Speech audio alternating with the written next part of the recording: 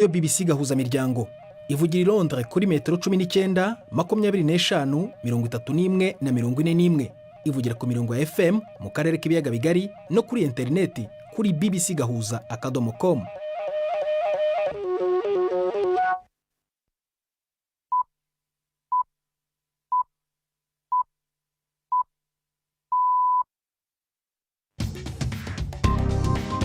Ubu ni saa 10 n'igice ku isaha mpuzamahanga ya GMT, ni saa 12 n'igice ku masaha yo mu Rwanda no mu Burundi.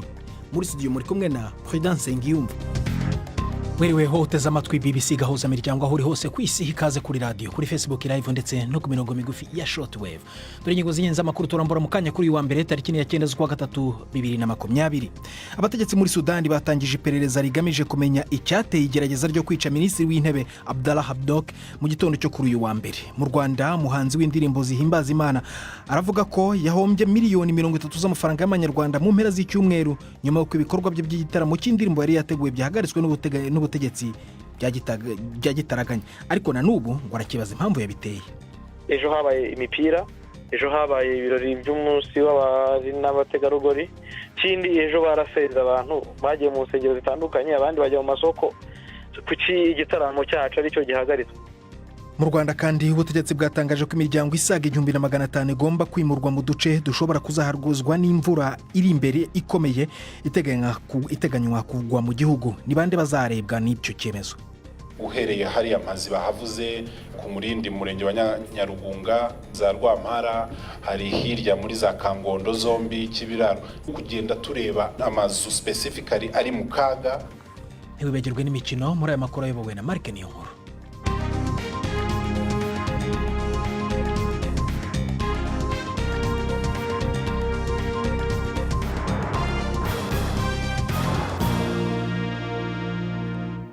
Byose ni nyuma y'andi makuru y'ingenzi havugwa ku isi uyu munsi mugezweho na Jacques Nitegeka. Agaciro ku isoko ry'imigabane muri Amerika Wall Street kimwe no ku masoko mu Burayi kaguye cyane kubera igwa rikabije ry'igiciro cya petroli. Iri soko riri i New York ryabaye rihagaritse mu gihe cy'iminota 15 akazi karyo, nyuma yaho agaciro k'imigabane kaguyeho hafi 7%. Agaciro k'isoko ry'imigabane y'ibigo by'ikoranabuhanga Nasdaq kaguyeho 6.9%. Mbere yaho agaciro k'imigabane kari kaguye cyane ku masoko y'imari yo mu Burayi na Aziya bitewe ahanini n'igwa rikabije ry'igiciro cya petroli kigeze kugabanukaho 30%.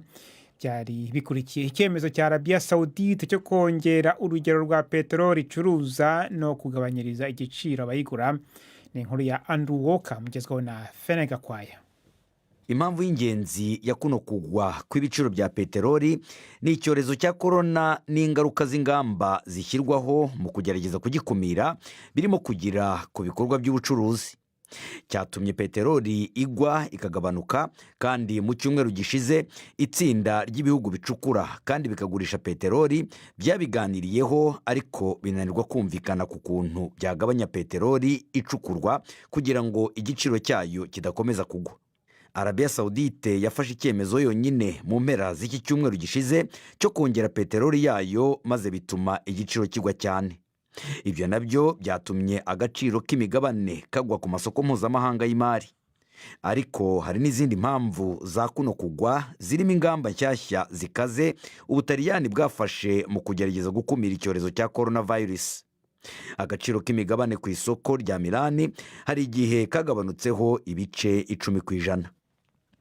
Abashinzwe gereza mu Butaliyani baravuga ko imfungwa muri gereza 27 zigagambije zamagana ibyemezo byashyizweho muri gahunda yo gukumira indwara iterwa n'agakoko ka corona. Byatangiriye ahitwa Modena mu majyaruguru y'igihugu, nyuma yaho imfungwa zibwiwe ko zitazongera gusurwa. Ibitangazamakuru byo mu Butaliyani biravuga ko hapfuye abanyururu bagera kuri 6, ariko ko zimwe muri izo mfu zifitanye isano n'urumogi. Imfungwa zigera hafi kuri 20 zatorotse gereza yahitwa Foggia mu majyepfo, mu gihe abagera kuri 30 bose bahise bafatwa. Abanyururu buriye ku gisenge cya gereza ya San Vittore mu mujyi wa Milan, maze batwika imwe mu nyubako 6 zigize. Minisitiri w'intebe Giuseppe Conte yavuze ko icyorezo cy'indwara iterwa n'agakoko ka corona ari ikibazo gikomereye igihugu ariko kizabonerwa umuti abanyagihugu nibakurikiza amabwiriza bahabwa. Minisitiri w'intebe wa Sudan Abdallah Hamdok yavuze ko igikorwa cyo kugerageza kumwica kitazatuma inzira y'amahinduka igihugu cyifuza ihinduka. Ibitangazamakuru byo muri Sudani bya leta bivuga ko umurongo w'imodoka zari ziherekeje bwana Hamdok zibasiwe n'ibisasu biturika hamwe n'imbunda zirasa amasasu y'urufaya, kandi amashusho yerekanye imodoka nyinshi zangiritse. Ibiro bya minisitiri w'intebe byavuze ko nta muntu n'umwe wakomeretse. Abdallah Hamdok yagizwe minisitiri w'intebe umwaka ushize nyuma yaho igisirikare kivaniye ku butegetsi perezida Omar al-Bashir. Abanyamakuru bari muri Sudani baravuga ko umwuka utameze neza cyane kubera ko inzibacyuho ya politiki y'umwaka ushize yatumye abantu bamwe bari bakomeye cyane bigizwayo. Muri Afghanistan, Ashraf Ghani yarahiriye gukomeza kuyobora icyo gihugu muri manda ye ya kabiri. Gusa mukeba we Abdullah nawe yirahije nk'umukuru w'igihugu nyuma yo kutemera ibyavuye mu matora aherutse kuba, maze avuga ko yaranzwe n'uburiganya. Amerika imaze igihe igerageza guhuza impande zombi. Ubu bwumvikane buke bubaye mu gihe gikomeye cyane cy'umugambi w'amahoro muri icyo gihugu. Ni inkuru ya Sekunda Kerimani mugezweho na Victoria Wonkunda. Ashraf Ghani na Abdallah barahiriye ahantu hadatandukanye cyane imbere y'abayoboke babo. Abahagarariye ibihugu byabo muri Afghanistan basa nkaho bitabiriye gusa umuhango wa bwana Ghani. Aba bagabo bombi bari bamaze imyaka 6 basangiye ubutegetsi nyuma y'ubwumvikane buke nk'ubu bwaranze amatora yabaye mu myaka yashize. Gusa ubu noneho ibi bibaye mu gihe kitari cyiza. Nukubera ko intumwa za leta n'abandi banyapolitike bakomeye bagomba gutangira kugirana ibiganiro n'abatalibani ku munsi w'ejo nyuma y'amasezerano izo ntagondwa zagiranye na leta zunze ubumwe za Amerika mu kwezi gushize. Minisitiri w'intebe wa Israel Benjamin Netanyahu bagombaga gutangira kuburanishwa kuwa kabiri utaha ashinjwa ibyaha bya ruswa n'uburiganya. Yasabye ko urwo rubanza rwakwigizwa inyuma ho iminsi 45. Ubu busabe bwe bubaye nyuma yaho bitangajwe ko abamwunganira mu mategeko batahawe inyandiko za ngombwa z'ubushinjacyaha n'izindi zijyanye n'iperereza.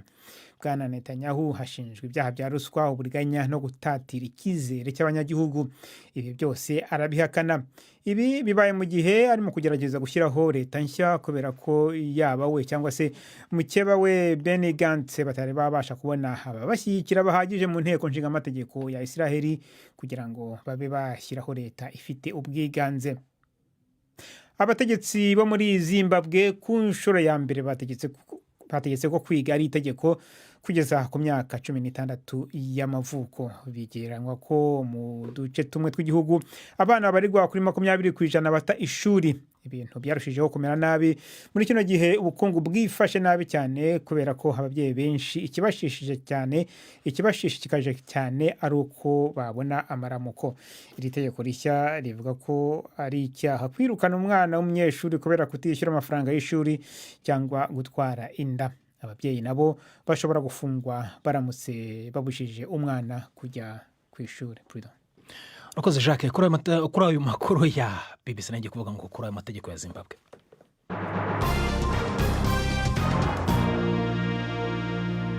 Kaze ku makuru arambuye duhera muri Sudani. Abategetsi muri icyo gihugu batangije iperereza rigamije kumenya igerageza ryo kwica minisitiri w'intebe Abdallah Hamdok mu gitondo cyo kuri uyu wa mbere. Itangazamakuru rya leta riravuga ko imodoka zari ziherekeje minisitiri w'intebe zatezwe ibintu biturika ndetse n'intwaro igihe yajyaga ku biro bye mu murwa mukuru Khartoum.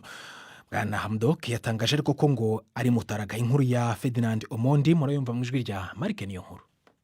Amasanamu yo kuri televiziyo y'igihugu yerekanye urukurikirane rw'imodoka zasambaguriwe hafi y'ikiraro bita Kober gihuza uburaruko bw'umurwa mukuru Khartoum n'ibiro bikuru by'umushikanganje wa mbere biri hagati mu gisagara.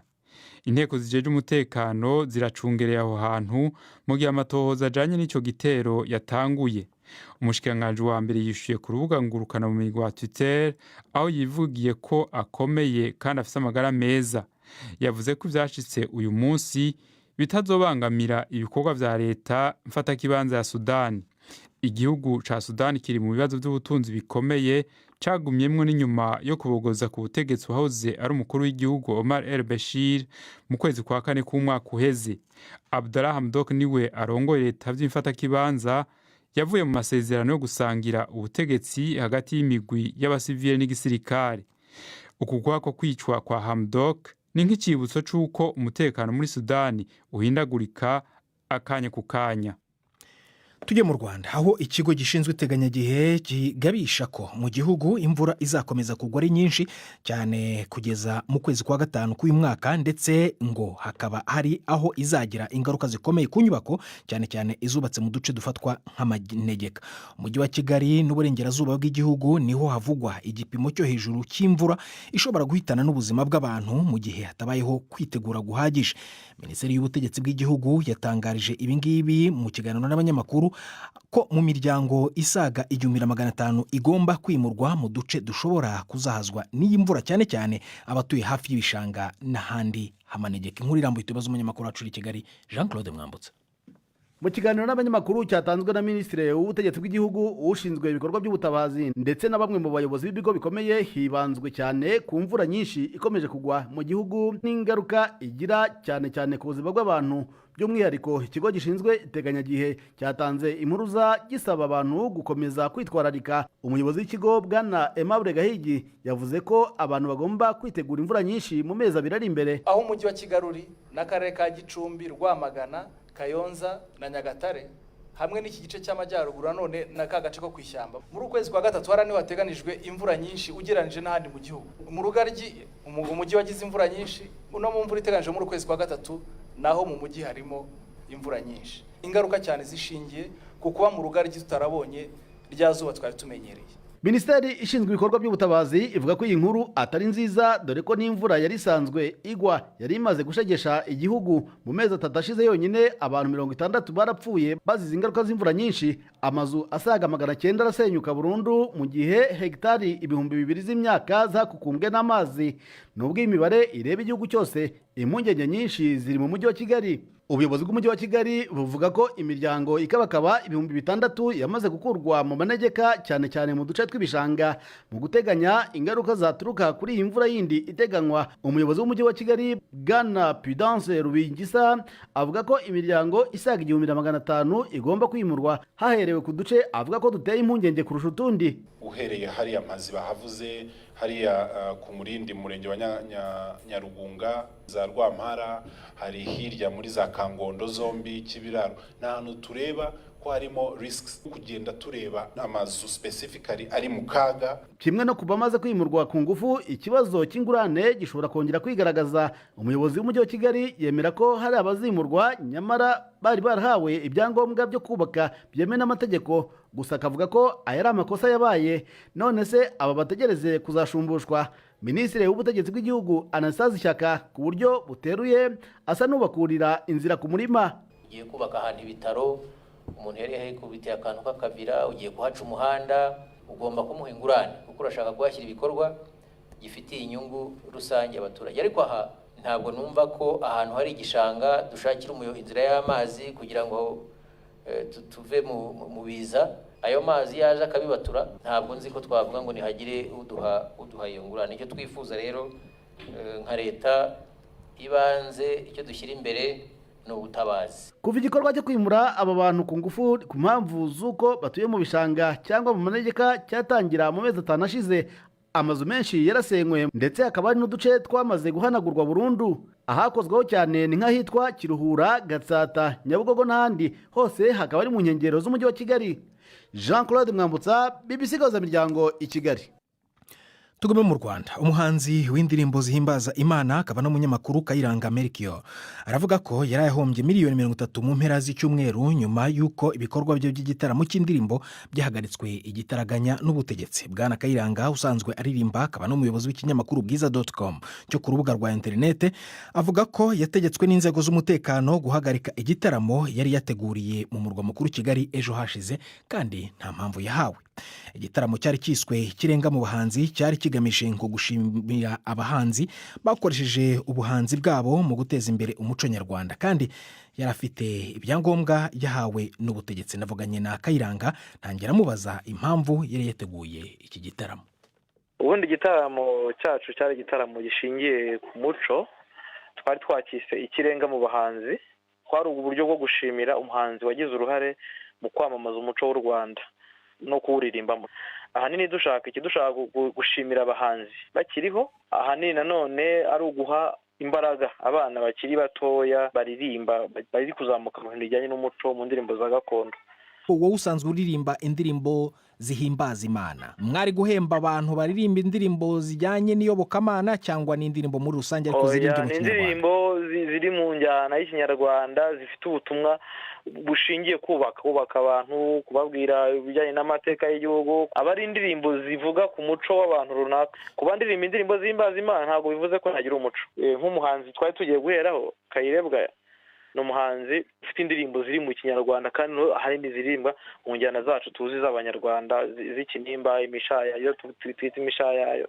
Hari abandi bahanzi bakomeye yenda baba ari mu Rwanda cyangwa bari hanze mwari mwatumiye? Ubundi igitaramo cyari kibaye ku nshuro ya mbere ariko kigamije gushimira umuhanzi wari bushimirwe yari Cecile Kayirebwa.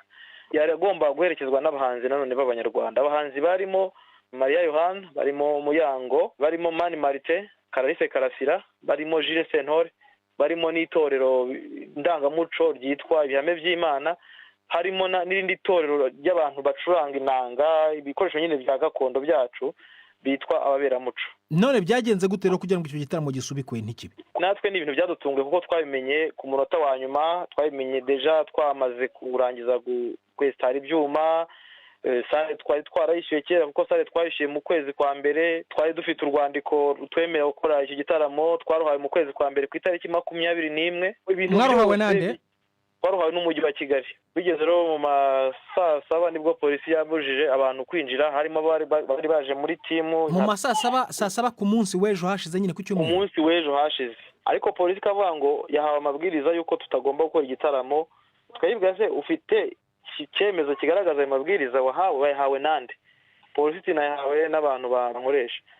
Nagerageje guhamagara abayobozi b'umujyi ntibigeze banyitaba, mbaha message babaza se ibintu nibyo ntawigeze ansubiza. So kugeza ubwo mu masaa 9 nibwo umujyi wa Kigali wanditse kuri Twitter ko uhagaritse ibitaramo.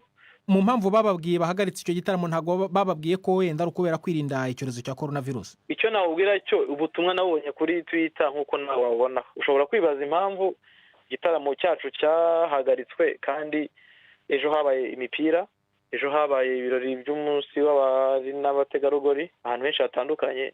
Kuki igitaramo cyacu umupira wabaye ku cyumweru, igitaramo cyacu ni ku cyumweru ko hose hajya abantu?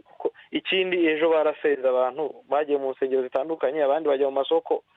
Kuki igitaramo cyacu ari cyo gihagaritswe? None utekereza ko hari impamvu yihariye baratumye igitaramo cyanyu gisubikwa se?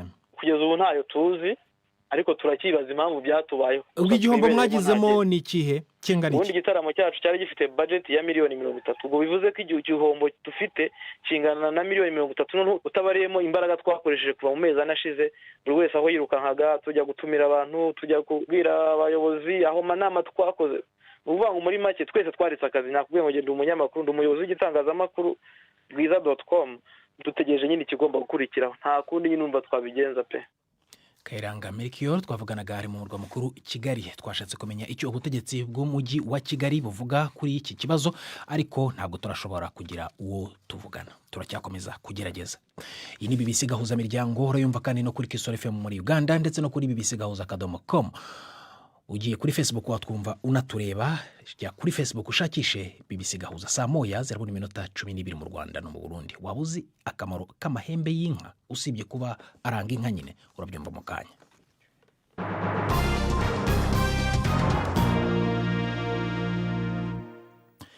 amahembe ni kimwe mu bice by'ingenzi bigize umubiri w'inka ndetse bikanayiha umwihariko uyitandukanya n'izindi, ariko si ubuzima bwayo ihindura gusa. Jean Marie Vianney Habiyaremye ni rwiyemezamirimo ukiri muto cyane wahinduye ubuzima bwe abikesha aya mahembe y'inka. Uwo musore w'imyaka 28 y'amavuko atunganya amahembe y'inka akanayakuramo ibikoresho binyuranye birimo n'imitako yo mu nzu.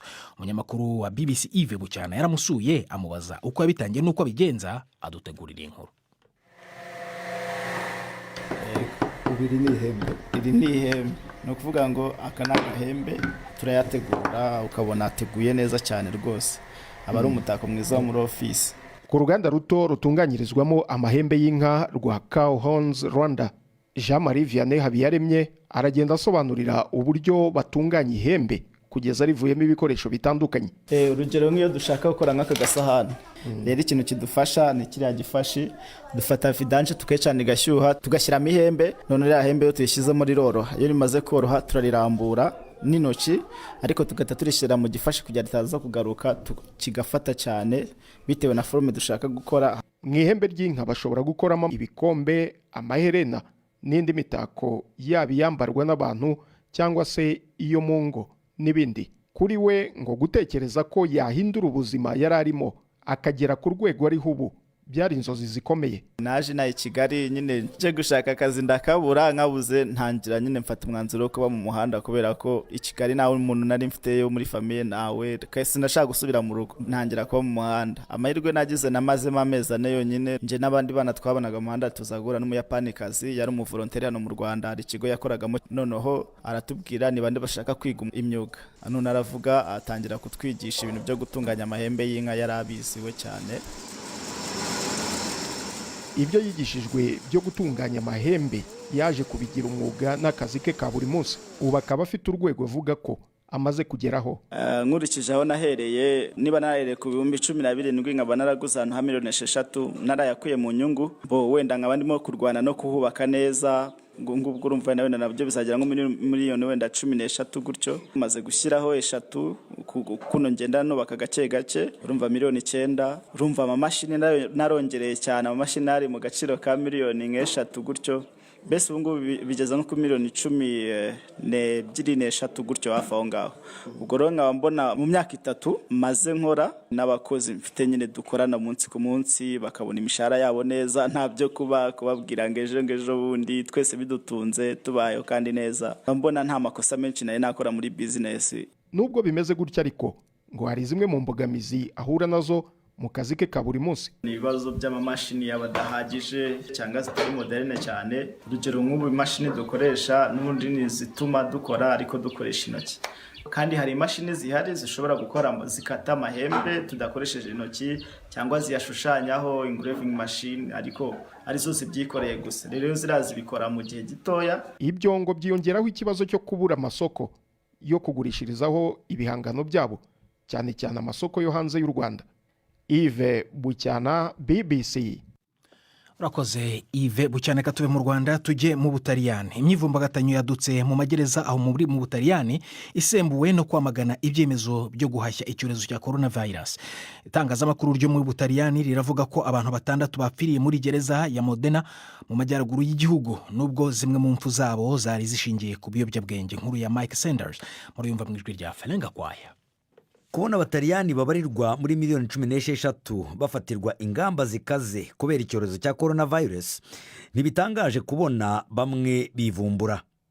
Byageze no ku buyobozi bw'amagereza, byahereye i Modena mu majyaruguru y'igihugu. Abagororwa bakije umuriro mu gice cya gereza igihe bababwiraga yuko gusurwa bihagaritswe. Ubwo izo mvururu zahise zikwiragira vuba na bwangu ahitwa Pavia hafi y'Imilani. Abacungagereza 2 bafashwe nk'imbohe igihe gito. Imilani naho ubwaho abagororwa bagiye mu rusenge rw'inzu. Ahitwa Foggia, aho ni mu majyepfo y'igihugu, imfungwa zatorotse gereza ariko ziza kugarurwa. Umukuru w'ishyaka ritsimbaraye ku matwara ya kera Matteo Salvini yavuze ko coronavirus itagomba kuba urwitwazo rwo gufungura imiryango ya gereza. iyo nkuru rero mwagize n'icyo muyivugaho ku rubuga rwacu rwa Facebook. Ibitekerezo byanyu birimo ibya Arno Gisabo. Mike Nshimirimana aragira ati Ebola bayironkeye umuti umunsi ishika muri USA, no kuvuga muri Leta Zunze Ubumwe za Amerika na Buraya, kandi yari imaze imyaka ica ibintu muri Afurika. Inzara yica benshi kurusha coronavirus ariko ntibivugwa. Fiston Dusabe waragira ati ikibazo mfise ni ukumenya igituma iyo ngwara nubwo hari abo ihitana bagapfa, kubera iki benshi basohoka ibitaro bakize kandi bavuga ko atamuti wivura uraboneka. Abo bamaze kwikira bavuzwa uwe muti? Jean Petit Kadi Hakizimana aragira ati ku isi hari abahinga benshi mu vy'ubuvuzi, ni gute ico kiza kuhongera ubu kitararonderwa urucanco n'urukingo mu Kinyarwanda? Naho mu ngeri Zabuloni aragira ati iki cyorezo cyari cyaranditswe ko kizabaho nyuma kikiziza, ariko ubutumwa ntabwo busobanutse neza. arashaka kuvuga ko byari byaranditswe muri Bibiliya ko icyo cyorezo kizaba, iki cyorezo ngo kizaba ariko kikizi nibyo byari byaranditswe. Simbize nimba koko abahanga yenda muri siyanse bemeranya n'uyu nguyu, ariko n'igitekerezo cye. Nawe ushaka kugira ibindi utanga ndetse no kuzina inkuru utarimo kumva hano, ushobora kujya kuri bbc.gahuza.com unyuze kuri Facebook live. Reka noneho twumve ibyo tubahishiye mu ikinamico Urunana.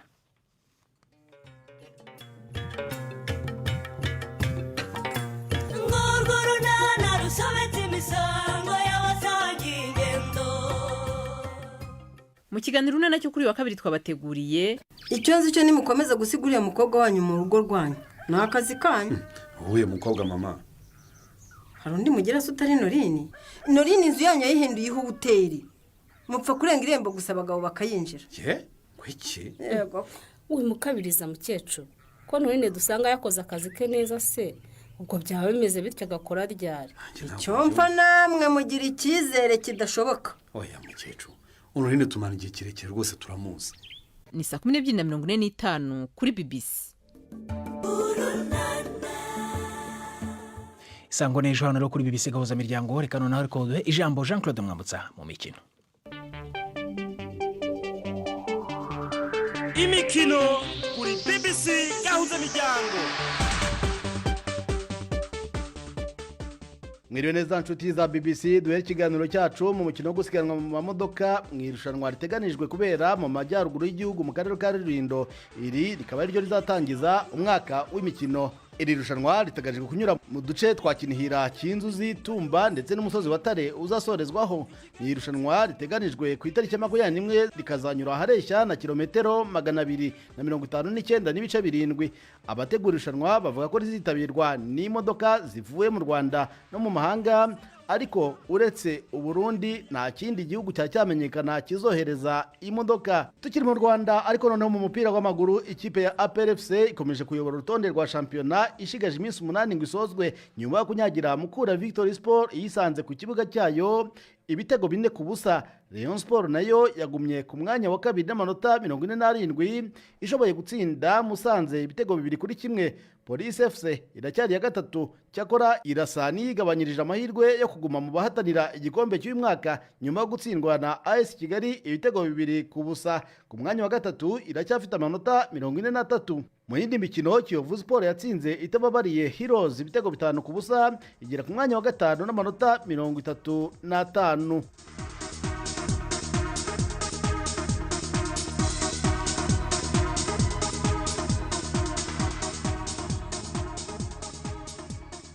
Mu mupira w'amaguru kandi ariko noneho ku mugabane w'Uburayi, umutoza Ole Gunnar Solskjaer wa Manchester United yaraye abaye umutoza wa mbere ushoboye gutsinda mukeba City umukino ubanza n'uwo kwishyura wa shampiyona nyuma y'umukino yarayitsinze ibitego 2-0 ku kibuga cya Old Trafford.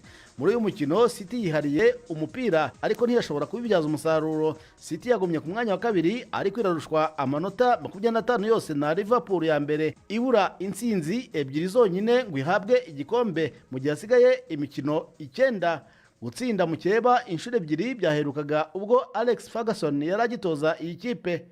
aha ku mugabane w'uburayi kandi icyorezo cya coronavirus gikomeje kubiba icyoba mu mupira w'amaguru nyuma y'umukino waraye uhuje Juventus na Inter Milan ukarangira Juventus itahanye intsinzi mu kibuga kitarimo abafana. Hari abasanga imikino yose yari ikwiye guhagarikwa kuko iki gihugu cyugarijwe bikomeye n'iyi virusi. Kuri ubu igice kinini cy'abaturage b'Ubutaliyani bashyizwe mu kato. urakoze Jean Claude Mwambutsa nawe soje amakuru yacu yo kuri uyu wa mbere. Gusa niba ari bwo gifungura radio yawe nkubwire ko abategetsi muri Sudani batangije iperereza rigamije kumenya impamvu yateye igerageza ryo gushaka kwica minisitiri w'intebe w'iki gihugu Abdallah Hamdok mu gitondo cyo kuri uyu wa mbere. Andi makuru utumvise kuri radio ushobora kujya kuri bbc.gahuza.com cyangwa se kuri Facebook la ukashakisha BBC Gahuza. Yarabiwe na Mark Nyongo, twafashijwe na Paul Mason ku buhanga bw'ibyuma ndetse nanjye Prudence Ngiyumva wakoze guhita mu BBC Gahuzamiryango. Rana harya.